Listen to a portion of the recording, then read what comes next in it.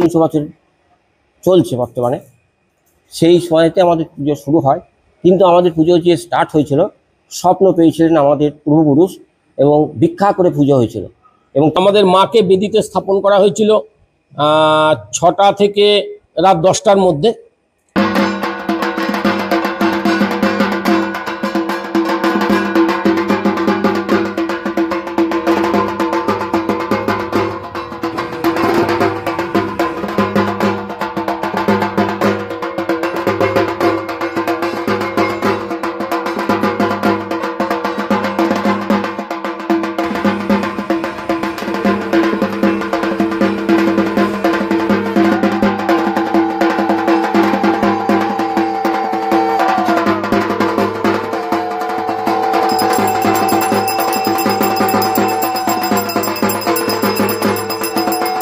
আমি মনোজিৎ ব্যানার্জি, এই বাণিজ্য বাড়ির সন্তান। আমাদের পূর্বপুরুষ সম্পর্কে আমরা যেটুকু জেনেছি, ইয়ের সময় আমাদের কৃষ্ণচন্দ্র রাজা, অষ্টাদশ শতাব্দী, 1700 সাল, 1720 সালের যেটা পাওয়া যায়, তখনকার ইতিহাসটা আমরা জানতে পেরেছি আমাদের পরিবার থেকে। তার আগেও আমাদের বাড়িতে পুজো হয়েছে, কিন্তু তার ইতিহাস আমরা পাইনি। সেই হিসেবে আমাদের পুজো 350 বছর চলছে বর্তমানে। সেই সময়তে আমাদের পুজো শুরু হয়, কিন্তু আমাদের পুজো যে স্টার্ট হয়েছিল, স্বপ্ন পেয়েছিলেন আমাদের পূর্বপুরুষ এবং ভিক্ষা করে পুজো হয়েছিল। এবং তার নির্দেশ ছিল স্বপ্নে যে তোরা ভিক্ষে করে পুজো করবি, এবং তোদের বাড়ির লোক যদি পুজো করে, যেভাবে পুজো করবি আমরা সেইভাবে পুজো নেবো। তা আমাদের বাড়ি আমার জ্যাঠামশাই নাকি একবার করেছিলেন। তারপর আমার এক ভাইপো তাপস বন্দ্যোপাধ্যায় প্রায় 30 বছর পুজো করেছে। ফলে দীর্ঘদিন যাবৎ আমাদের পুজো আমরা সেইভাবে চালাচ্ছি। প্রথম এই পুজো খুব মানে আমাদের কি বললাম যে তখন অবস্থা খুবই খারাপ ছিল, মোটামুটি ভিক্ষা করেই পুজো শুরু হয়। কিন্তু আস্তে আস্তে ভগবানের কৃপায় আমরা উত্তর আমাদের উন্নতি ঘটে, এবং এই পূর্বপুরুষদের আশীর্বাদে আমাদের উত্তরপুরুষদের মানসিকতার উন্নতি ঘটে, প্রগতিশীলতা তাদের মধ্যে আবির্ভাব হয়, এবং তার সঙ্গে সঙ্গে আমরা পুজোটাকে সেইভাবে চালাচ্ছি। এবং এই পুজোয় আমাদের একটা অংশীদার হচ্ছে, মানে আমরা যে এলাকায় বাস করি, আদিবাসী প্রধান এবং কিছু মুসলমান সম্প্রদায়ও আছে। ফলে আমাদের পুজোটা একটা সাম্প্রদায়িক সম্প্রীতির ইতিহাস ছিল প্রথম থেকে। এবং আমাদের বাড়ির একটা অংশ বুধ জ্যাঠা বলে আমরা যেটুকু নাম শুনেছি, তিনি এই পুজোর অংশীদার। এবং তার উত্তরপুরুষ মহারাজ বলে ছিল, মহারাজের ছেলের নাম কি রাস্তা বিজয়, সে এসেছিল কাপড় চোপড় পরে সে এসেছিল। এবং সেই অধিকার যে আমরা এই পুজোর অংশীদার, এবং তারা এখন তাদের সামর্থ্য সেই ধরনের নেই, সেই জন্যে তারা সেইভাবে অংশগ্রহণ করতে পারে না। কিন্তু অংশগ্রহণ করতে পারে না, তারা আসে এবং আমাদের কাছ থেকে আমরা যা পারি সেসব নিয়ে যায়। তার সঙ্গে সে আমাদের মুসলমান সম্প্রদায় তারা যে অংশীদার, তার প্রমাণ আছে। এই পাশে শ্রীনগর গ্রাম, সেখানে কিছু পীর, মুসলমান পীর তারা বাস করে, এবং তাদের পূর্বপুরুষ তারা এখানে আসতো, এবং এই পুজোর অংশীদার হিসেবে তারা কিছু এখান থেকে পেত, মানে সিধে হিসেবে, ওটাকে বলা হয় সিধে, চাল ডাল টাকা পয়সা যা কিছু। এবং সেইটা তারা নিয়ে গিয়ে যতক্ষণ না নিয়ে যেত তখন ওরা উপোস করে থাকতো, বাড়ি থেকে এসে রান্না করে তারপরে খেত। তাদের পীর এখনও আছে, এবং তাদের ছেলেপিলেও এইটাই শেখায় যে আমরা এই পুজোর কিন্তু অংশীদার, তোরা যাবি। তারা প্রতিবার আমাদের এখানে আসে এবং নিয়ে সেটাভাবে খায়। তা আমরা সেইভাবে সেটা পালন করি।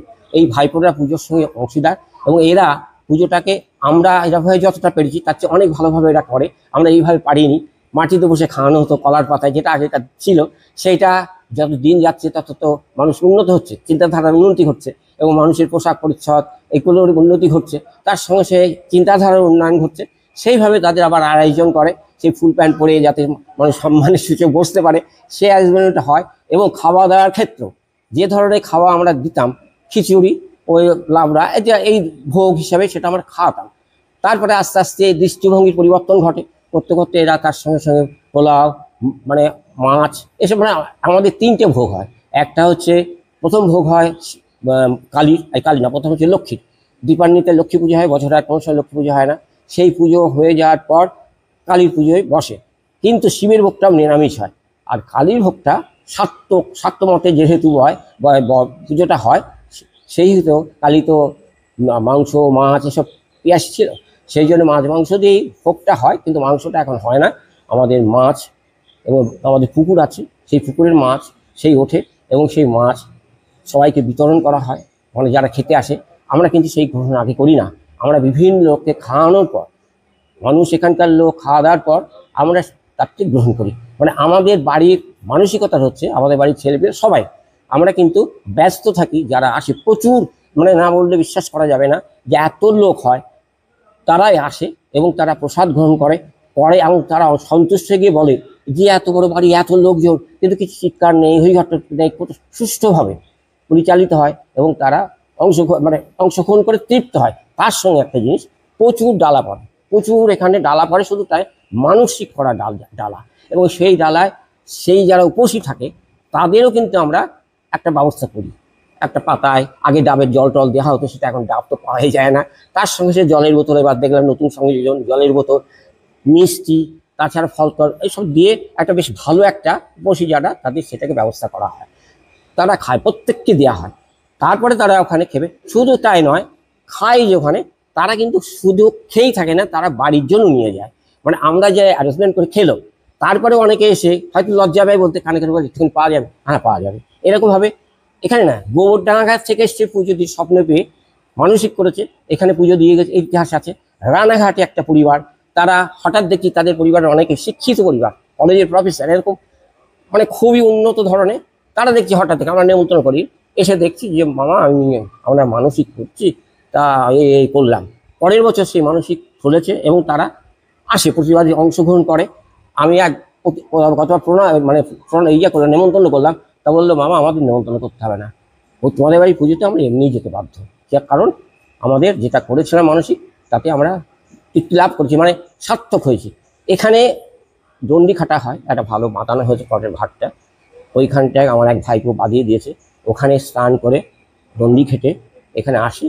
ঠাকুর যে মানসিক করেছিল অর্থাৎ সেই মানসিক সফল হয়েছে, ফলে তারা দণ্ডি খাটছে। তারপরে রক্ত দেয়, বেল কাটা দিয়ে রক্ত দেয়, যেহেতু তারা ওইভাবে মানসিক করেছে। মানে যারা যা করে মানসিক, তারা এখানে সেই মানসিকটা সফল করে। এই যুগে কিন্তু অনেকে বিশ্বাস করে না, তো আধুনিকতার যুগে এই আধ্যাত্মবাদ, ঠাকুর দেবদা অনেকে বিশ্বাস করতে, ইয়ং ছেলেরা। কিন্তু কিছু কিছু ক্ষেত্রে এখানে এলে আমি দেখেছি তাদের মাথা নত হয়ে যায়, লক্ষ্য করে দেখেছি, হয়তো বিশ্বাস করে না, কিন্তু এই জায়গাটা এলে তারা যেন দেখেছি তাদের মাথাটা নত হয়, এবং তারা কিন্তু এইভাবে পুজো অংশগ্রহণ করে বিনা নিমন্ত্রণে। তারা কিন্তু পোশাক খেয়ে যায়, শুধু খেয়ে যায় না, নিয়েও যায়, এবং দেওয়ার চেষ্টাও আমরা করি, যেভাবেই হোক। পোশাককে চাইলে না নিয়ে তারা যেতে পারে, আমরা যে করেই হোক তারা ব্যবস্থা করে দিই। আজকে দীর্ঘদিন, প্রায় 400 বছর আমরা পুজোটা চালাচ্ছি। আমরা কামনা করছি ওদের, আমার ভাইকে বলছে, ভাইপোকে, আমরা তো হয়ে গেছে, তোদের দায়িত্ব, তোরাও যেন উত্তর পুরুষ তৈরি করে যেতে পারিস, যে তোদের অবর্তমানে যাতে পুজোটা চলে, এবং এইভাবে যেভাবে তোর করছিস এইভাবে যেন করতে পারে, আর উন্নতভাবে তারা করতে পারে, তোর সেই কামনাটা করি। তোদের যারা উত্তরপুরুষ শিখিয়ে যাবো।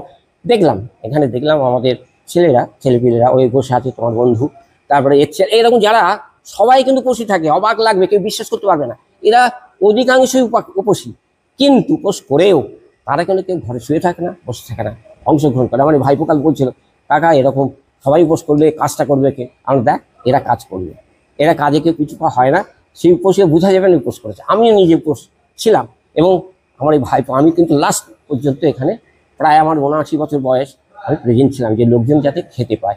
ফলে এরা দেখছে, নিশ্চয়ই এরা শিখবে, সেইভাবে কিন্তু আমাদের এইভাবে চালিয়ে যাচ্ছে।